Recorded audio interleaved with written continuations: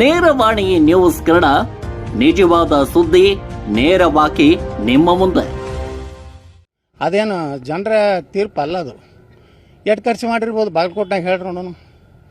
ಜಾತಿ ಆಧಾರದ ಮ್ಯಾಗ ರೊಕ್ಕ ಕೊಟ್ಟರು. ಲಿಂಗಾಯತರಿಗೆ ಬ್ರಾಹ್ಮಣರಿಗೆ 10 ಸಾವಿರ, ಹಿಂದುಳಿದ ವರ್ಗದವ್ರು 5 ಸಾವಿರ, ಸಾವಿರ ಅಂತ ಅವ್ರಿಗೆ ಹಾಕ್ತಾರೆ. ಅವ್ರು ಬಿಟ್ಟು ಯಾರು ಜಗತ್ತಿಗೆ ಎಲ್ಲಿ ಹಾಕೋರು ಅದಾರ? 50% ಆಗುತ್ತಾನೆ ಅವ್ರು ಹಾಕ್ತಾರೆ.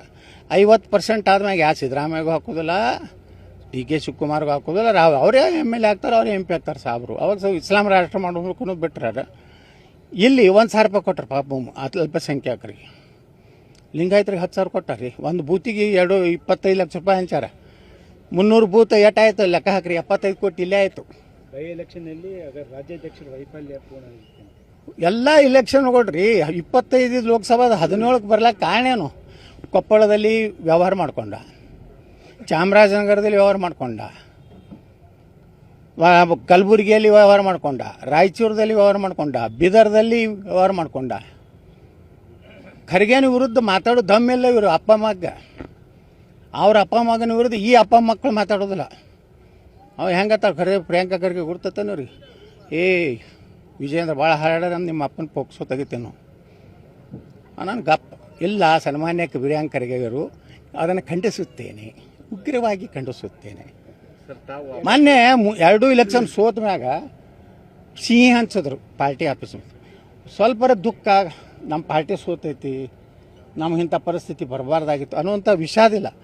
ಅದು ಏನು ಹೇಳ್ತಾರೆ ಸ್ಟೇಟ್ಮೆಂಟು, ನೀವು ಬಿಟ್ಟು ಅದು ಈ ಬೈ ಎಲೆಕ್ಷನ್ ತಲೆ ಕೆಡಿಸೋಬೇಡಿ. ನಮ್ಮ ತಂದೆ ಸಂಭ್ರಮೋತ್ಸವದ ಬಗ್ಗೆ ಚಿಂತನೆ ಮಾಡಿ ಅಂತ ಹೇಳ್ತಾನೆ. ಪಶ್ಚಿಮ ಬಂಗಾಳದಲ್ಲಿ ಮನಿ ಮಗ್ಗಲ್ಕಿನ ಮನ್ಯಾಗ ಗಂಡು ಹುಟ್ಟದ ಅಂದ್ರೆ ಇವ್ರು ಪೇಡೆ ಹಂಚವ್ರು. ಇವು ಎಲ್ಲ ಗೊಡ್ಡೆ ಅದಾವ. ಇಲ್ಲಿ ಹುಟ್ಟೋದು ಎಲ್ಲಿದೆ?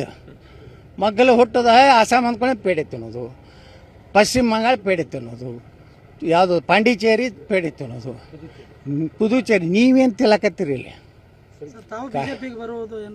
ಅದೇನು ಜನರ ತೀರ್ಪು ಅಲ್ಲ ಅದು. ಎಷ್ಟು ಖರ್ಚು ಮಾಡಿರ್ಬೋದು ಬಾಗಲಕೋಟ್ನಾಗ ಹೇಳ್ರಿ ನೋಡೋಣ.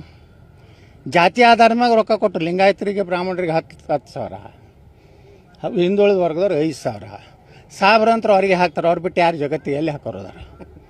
50% ಆಗುತ್ತಾನೆ ಅವ್ರು ಹಾಕ್ತಾರೆ.